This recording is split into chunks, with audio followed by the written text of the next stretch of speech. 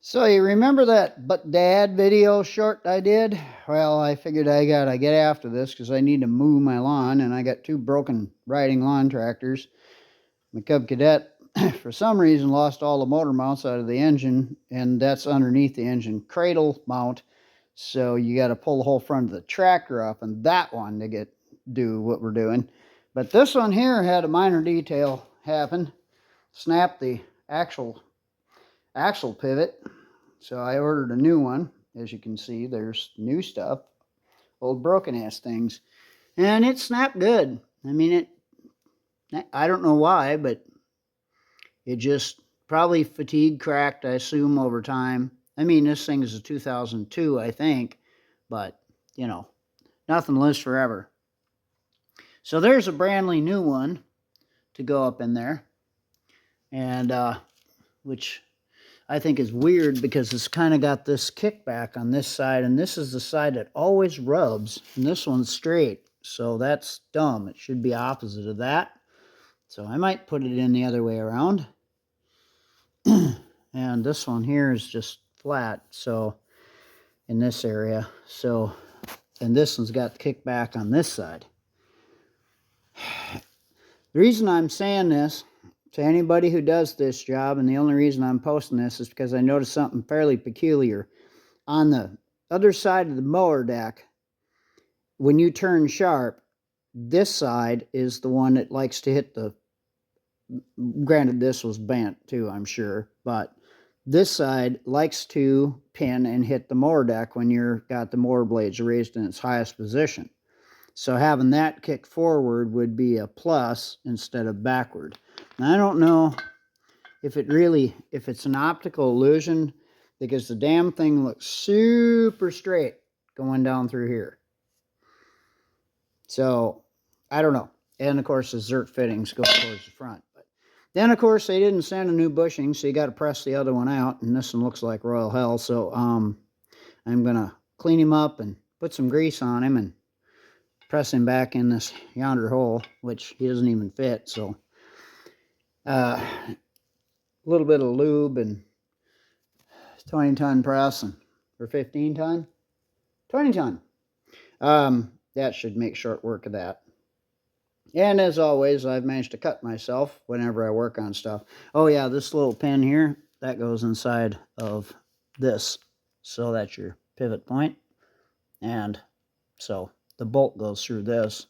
And so this needs to be lubricated, and there's no Zerk fitting for it to lubricate it. So you lubricate it up really super good before you all put it all back together. So this is a one-time, one-shot deal. It's what she gets for the next 10 years. So I'm going to get after that and then just put that back up in there. I'm going to clean all that stuff. And of course that, I will call that a skid plate for the muffler, which has seen a fair amount of abuse. I'm going to straighten that, and might as well, if I'm fixing it, I might as well fix it, right? So that's that. I'll show you what this looks like after I get it all back together. It's going to be ridiculously time consuming. It's very straightforward. It's super easy to take apart. Take the pins, take the snap rings off the top of the spindles, drop the two spindles down, and this axle has like 4 bolts holding the axle half together. You can see 4 on either side, and then there's 2 across the bottom for the bottom plate that goes across, which is that thing laying on the front. And make sure you remember how you took it out of there, because if you put it on backwards, you're going to have a bad day, because the mower deck won't align to those bottom pins on, let's see, yeah, right there. So anyway, just make sure you take note of how you take stuff apart so you can put it all back together. It's really straightforward. Okay, here's a little update on the assembly here. Now I got it all back together. It's pretty straightforward, but if you're a novice and you've never wrenched on anything, of course we build everything here. I mean, blown Emmys to broke ass lawnmowers. Anyway, the new piece is in. This side greases up really nice. Put your bushings in first. Slide your axle up. then put your washer on, and the washer on the bottom, just in case you screw up, the washer on the bottom goes underneath, no, goes on top of the plastic bushing. So basically the bushing doesn't take the stress and tear it all to pieces. The washer does, of the impact of pressure going up, because driving around. Then another tech tip on these little dudes is they get greasy. They get really hard. Okay, they're a little plastic cover to keep the dirt and dust out, and they get really super hard. So if you take your handy dandy heat gun and you warm them up really good, they get really soft and supple. Don't overdo it so you melt them, for God's sake, but they just get really soft and supple if you warm them up a little bit, and they pop right off. And do that same procedure when you go to put them back on. Warm them up, because they'll get hard again when they cool off. So warm them up, get them nice and limber, and then they just slip right on and pop into place, and they don't break them, and you don't have to try to pry and tear them up, because I can see right here where someone at some point did exactly that with a screwdriver. This side, for whatever reason, this side greases up just great. This side does not. This side pushes grease into the housing, and it's supposed to be a solid shaft going through there. I don't know why it does that. It's bullshit. The other one did that too. Pardon my language. I had to bleep that out. Bull feathers, I guess, as the old man used to say. Well, anyway, I don't know why it doesn't go directly into the tube like the other side, but it's a defect right straight from the factory. So what I suggest is, as you're putting it together, squirt some grease in here, because you'll never grease it again and get any grease in there. It will not come out like it's supposed to on the kingpin. So, same process, putting it together as the other side. Heat this up, pop it on there. And then the last thing, well, so there's basically 3 bolts that hold all this together. You got to put this plate in at the same time as the axle housing, and the center bolt through the middle. All that has to go through at the same time, so it's kind of a bunch of goofing around to get that done. And then you put your 2 bottom bolts in to hold it in place, and then just get the nuts on to finger tighten it. Tighten the center one first, your 2 outside ones second, and then the 2 bolts you had to take off in the front to drop the front piece out. And then you put those in, just finger tighten them until you get all this done, so you can wiggle it around if you need to. Actually, you're probably 100 times better off starting these, is just so that it's like fitting things together. I think you'll have a better time doing that. So there's the hot tip of the day for putting the axle in. Everybody's happy. It's all back in. I'm going to clean up my mower deck. Mercury, got any words? Merc. Hello? Nope, she's bailing. So anyway, yeah, I want to clean that up. That's just a mess. I'll take it outside and clean that up really good before I bother to put it back underneath there. And I don't grease any of anything underneath there when I put those pins back in, because they get so boogered up with dirt that way. Better off just let them run dry.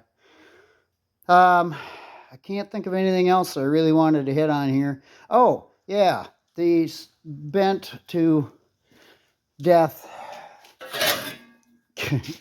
This thing. Yeah, well, this thing and this thing are going to have a conversation for a while, and maybe I'll show you that in a little bit here, but I'm going to straighten it out, weld the broken piece, and get it so it goes back under there like it's supposed to. It's obviously well, when I bought the tractor, they said that their son had hit a tree and broke the hood, and so I picked it up for $100 and used it for 2 years. They said it wouldn't stay running either, and that was the safety switch underneath the seat, which I've got a hack on those stupid things too, and yeah, I hate those. On the blades, yeah, safety switch. On the seat, nah, not so much for me, but I'm sure that everybody needs to have that sort of thing if they're not some farm boy, but that doesn't mean this thing couldn't creep away if you get off the seat. So if you put the brake on, lock the brake, you don't have those kind of problems. And the motor will stay there and run. Let's see, I can't think of anything else. Really, just wanted to go through and, put together how this has got to go back together. Oh, the other thing, too, is I put LED light on this thing. Yeah, these are like stagecoach lights from the 1850.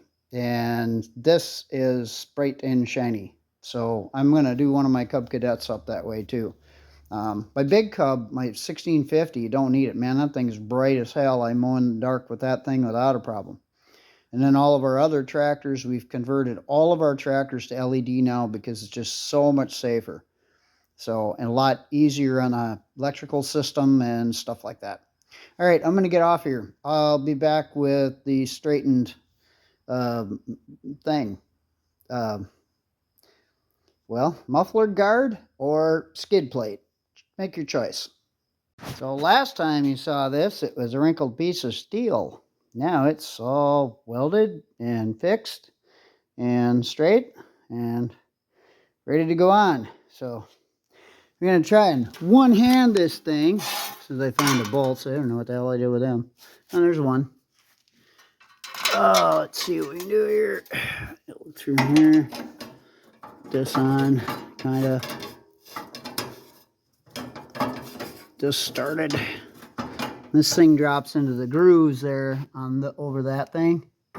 So that's supposed to fit in there properly. So we're going to find out if I did my job. Actually, it should be just ahead of it, if anything. But when it's tightened, it should be like that kind of. Yeah, that's how it's supposed to be. So, being I only have one hand and seem to find the other bolt. Oh, there it is. So, yeah, this is a training mission for me to look through my camera when I do things so I can actually assemble things and learn how to be a better YouTuber with assembly so you guys really get it, And this looks really straight on the front now, compared to what it was. It was all hammered to hell. And trees and, oh, God only knows what people run into with these lawn tractors. They have a really hard life. Nah, it isn't perfect, but you know what? It's going to protect the muffler. It's going to do its job. And I'm going to jack this thing up, put it on the ground, throw the mower deck under it, and call it a day. Or actually go use it. Because grass never stops growing on the farm. So, anyway, hope you enjoyed this, and hope you found it informative. Don't forget to like and subscribe, and maybe we'll get to some, real car-related stuff. Or more boat fun stuff, because there's more of both coming. Take care. So, another thing I want to interject here is I also replaced the main drive belt. So as long as you're underneath there, check all your belts. Might as well. You can see this one is extremely well used and kind of missing some things. Well, I mean, it's so cracked. I mean, I just can't believe this was still functioning, but I think there's some spots in here that are just pieces are like gone and stuff. I don't know where that went, but I saw a couple spots that was just like missing, but you can see this belt is seen its better days. So you always want to put them on new when you can. Here we go. There's a chunk. Yeah, chunk gone. When they're this thin, I can't believe this thing didn't break. But this thing lasted for a year after I saw it initially. So it still continued to propel the tractor. But again, always check your belts as long as you're in there.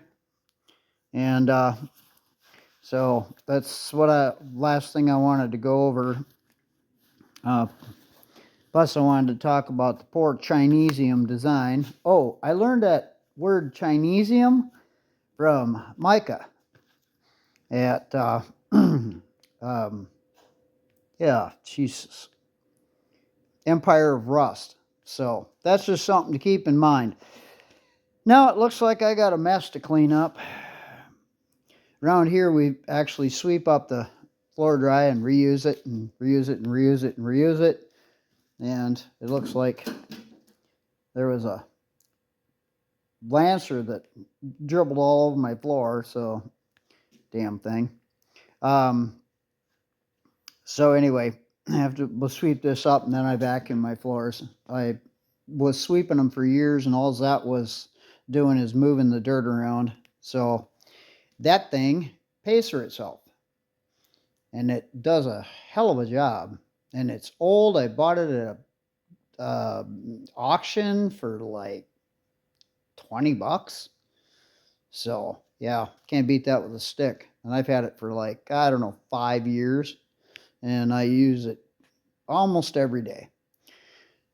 Speaking of Chinesium, one of my friends brought me this and said it's brand new, but it won't even run. It won't stay running. It won't idle. So yeah, more cheap stuff. Well, actually, it was expensive as hell. He'd spared no expense, but more small stuff to fix. It's just constant around here. We never get to the real fun stuff like that. So, and all that needs is clean up and paint, and it's a running ongoing concern, but it needs a car body ready to go into it too, which needs a ton of work to handle what that thing does. So I hope to get to this, and I hope to get to my Roadrunner too, and get that motor put in my Roadrunner. And I'm just, summer is just about shot, and I'm highly frustrated. So I couldn't do more. Anyway, I know you're seeing my garage floor. How boring is that? I'll probably edit that out. Never know. Nah, hell no. Hey, I got one last thing I'm going to put at the end of this video. This is the one side of where the Zerk fitting is, right here. And this shoots grease in just fine.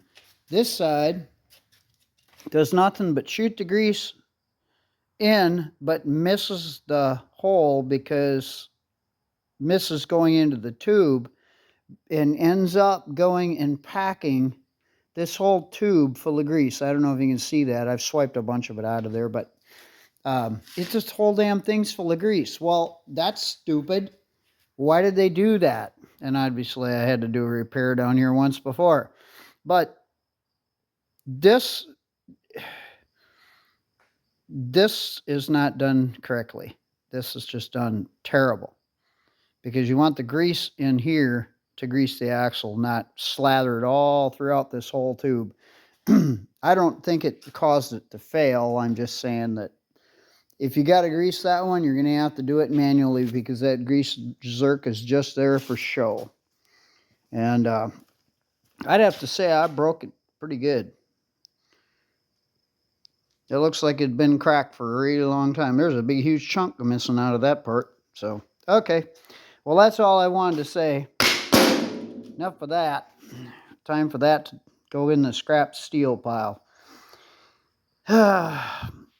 Craftsman, Husqvarna, you guys got to get your poop together.